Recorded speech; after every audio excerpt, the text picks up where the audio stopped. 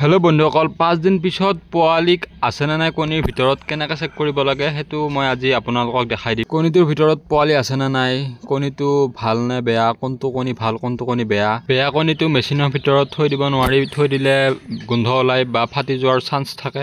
এই দুটা কণী মই লৈছোঁ, এটা কণী ভাল আছে এটা কণী বেয়া আছে।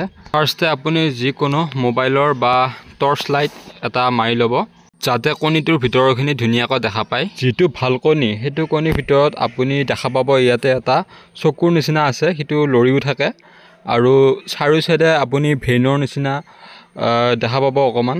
আৰু এই কণীটোৰ ভিতৰত যিটো একো ৰিজাল্ট নাই বন্ধুসকল, এইটো কণী বেয়া নহয়।